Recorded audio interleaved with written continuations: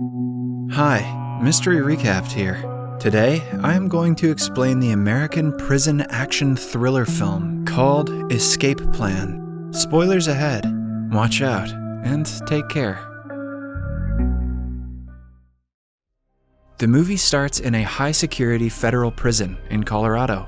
An inmate named Ray Breslin is approached by a fellow inmate who warns him about someone named Jax. According to him, Jax is about to start a fight with Ray. The next day, like the inmate had said, Jax attacks Ray, but is soon overpowered by him.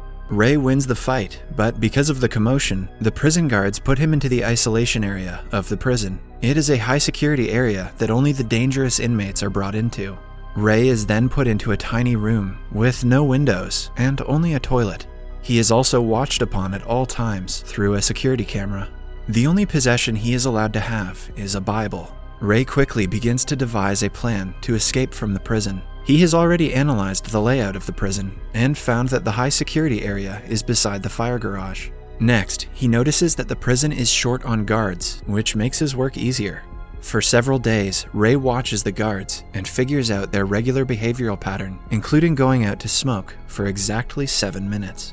With these pieces of information, Ray figures out what time and way would be the best to escape from. Now, he only has to find a way to somehow get the passcode to his high-security prison door. For this, he tears a thin layer of plastic from the chocolate milk packaging that he is given with every meal. He sneakily lays the plastic on the touchpad and acquires the series of numbers of the passcode.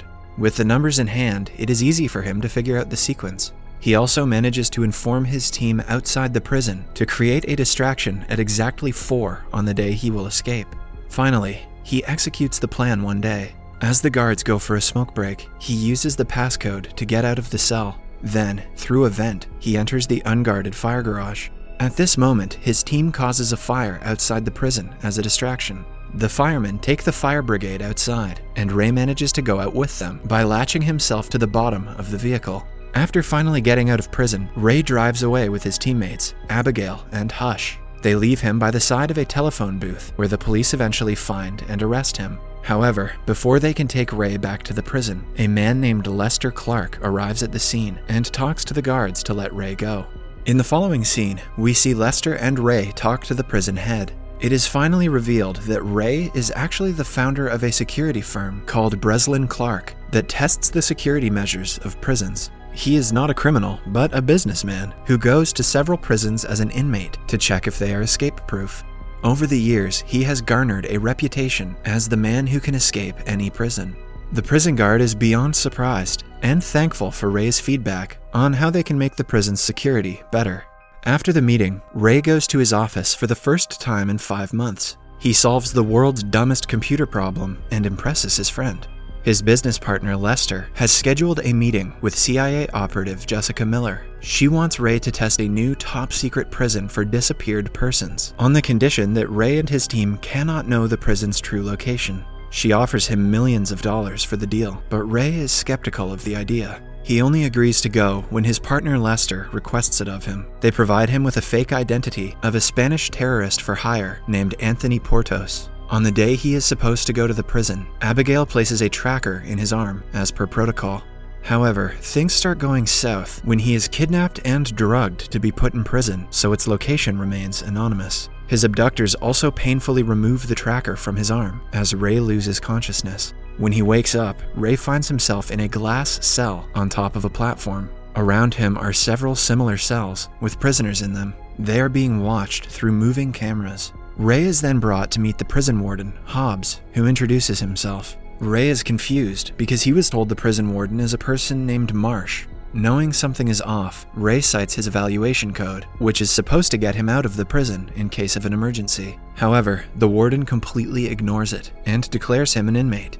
Outside the prison, Abigail and Hush try their best to find Ray's location. While back in the prison, the inmates are told to evacuate to the Babylon area. The guards all wear identical masks and are allowed to hit any inmate they dislike. A while later, Ray is approached by another inmate named Emil, who warns him to not get killed. Thanks, Emil. He also says that he hasn't committed any crime, and was simply imprisoned because some people want to get the information about his boss, Mannheim, from him. Ray now starts to believe that this prison doesn't hold federal criminals, but is a torture chamber that rich people send their enemies to. He plans to investigate further in the isolation area. So, Ray and Emil start a fight in order to be sent there. The warden sees this from the cameras and is almost excited to have them fighting. And who wouldn't be? This is like history's greatest WWE match. Soon, they are sent to the isolation area, which is a tiny room and substitute for a torture chamber. The room acts like an oven with a temperature higher than a human being can handle. It is intended to disorient and dehydrate prisoners with high-powered halogen lights. The warden watches the two suffer in the heat through the cameras. After a day in the chamber, a prison doctor named Dr. Kyrie visits Ray. He seems sympathetic to him, but doesn't answer when Ray asks him their location. After the session, Emil and Ray are let out of the room. During his time in the chamber, Ray has found out that the cell floors have rivets of steel instead of more secure aluminum. So, he asks Emil to acquire a metal plate that he can use to open the rivets. On Emil's next meeting with the warden, he is asked about his boss, Mannheim, again. Emil deliberately makes the warden mad, and guards forcefully shove a water pipe down his throat. While he is being tortured, Emil manages to get a piece of metal. After the meeting, he demands to know Ray's plan in turn for the favor. Ray reveals that he has been analyzing the structure of the prison and has come to a conclusion that the place is underground. So, if he gets the bolts out and makes his way upward, he might be able to reach the surface. After hearing his plan, Emil believes that Ray can help him escape. They quickly execute the plan and start a fight to be sent back to the isolation chamber. There, Ray begins to open the rivet while hiding from the camera. After he is done, he bangs the chamber to signal Emil to distract the guards again. Emil starts to scream, making everyone look at him, while Ray blocks his camera with a paper ball he had in his mouth. He finally gets into the vent and makes his way outside. On his way, he accidentally breaks a pipe, causing the chamber to fill with water. When Ray finally gets outside, he is surprised to see that the prison is in a massive cargo ship in the middle of the ocean. He quickly goes back in before anyone can see him. The water leak causes the isolation chambers to flood, which distracts the guards and makes it easy for him to get back without being caught. In the following scene, we see Ray's friends Abigail and Hush talk to Lester about Ray's disappearance. They see that the check Ray had been provided for his work had bounced. Moreover, the woman who offered Ray the job is out of contact. They ask Lester to run a search, but the man dismisses them, claiming that Ray is doing his job. After the two leave, we see Lester calling the prison warden and asking him to keep Ray in the prison for the rest of his life. In one of Hollywood's greatest twists, it turns out that Lester is greedy and wants to have the company to himself and be its sole owner. So, he had to set up the fake deal to get Ray to the prison and keep him there forever. However, Abigail and Hush do not give up and keep looking for Ray. Hush finds out about an illegal private-owned prison named The Tomb that people put their enemies in. It is in fact the prison that Ray is in, but Hush can't find the prison's location. Back in the prison, Ray and Emil start to analyze the guards' routine, which is difficult for them because the guards all wear identical masks. They do this for several days and figure out some important details about their schedule. Now, they have to figure out what part of the world they are in so they can devise an escape plan. For this, Ray tries to ask the prison doctor for help, but he refuses to do so. Instead, he sneaks out a cardboard paper to use it as a makeshift sextant and determine the ship's latitude. They will have to be on the top of the deck to make the sextant work. So, Ray and Emil ask a Muslim inmate, Javed Afridi, to help them with the plan. Later, Javed offers to be the warden's spy. In turn, he asks the warden to let him pray to Allah in the open air. Not knowing his true intentions, the warden agrees and lets him go outside. Afridi then uses the sextant and figures out the latitude of the ship.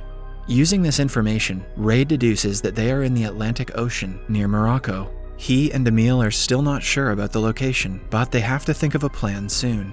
Emil says that he has a friend in Morocco who owes him big time, because of course he does. If they somehow get a message to him, he and his group will surely come to save them. Ray again meets the prison doctor and persuades him to help them this time. Later at night, the doctor sends Emil's friend an email, giving him their location. It is finally the day they execute the plan. At first, Afridi gives the warden fake information about a riot about to happen in the block. The warden sends all his guards to the block, leaving the Babylon area with only 2 of them. Ray sees the right time and starts a riot in the Babylon area. Soon, everyone starts fighting in the place, and Ray, Emil, and Afridi take the opportunity to run to the top of the deck. The warden notices this and initiates a lockdown in the cargo. Before the three can reach the top, the doors are shut because of the lockdown. At the same time, Emil's men also arrive in their helicopters to save them. But inside the ship, the guards and the group get into a shootout.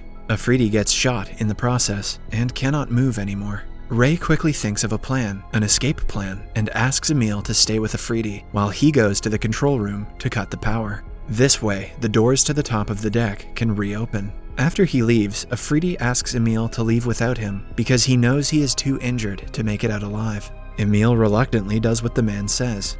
Sometime later, the guards get to Afridi and kill him. But at the same time, Ray manages to shut the power down, helping Emil get on top of the deck. Emil runs to the helicopter, which is being shot at by the guards. Soon, he and his friends retaliate while waiting for Ray to come out. Ray, however, is stuck inside the ship in a tank. The guards are looking for him everywhere, so instead of getting out, he flushes himself into the sea. Emil's helicopter takes off, and he sees Ray struggling in the water.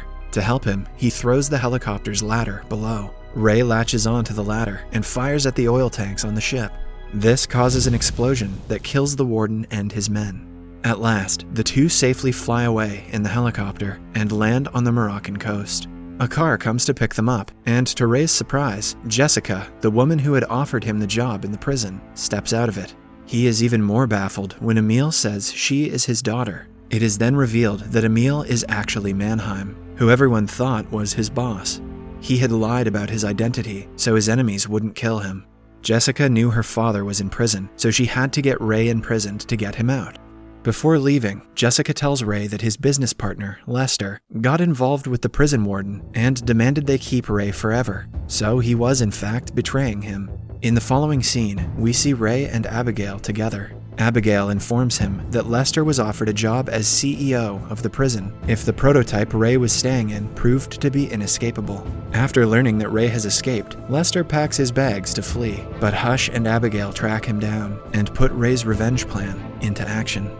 Then, we see Lester being attacked by Hush in a car. When the man wakes up, he finds himself still inside the car, but his car turns out to be in a massive cargo ship, traveling to an unknown destination. Subscribe for more videos like this, turn on notifications, and leave a like to help the channel out. Thank you for watching.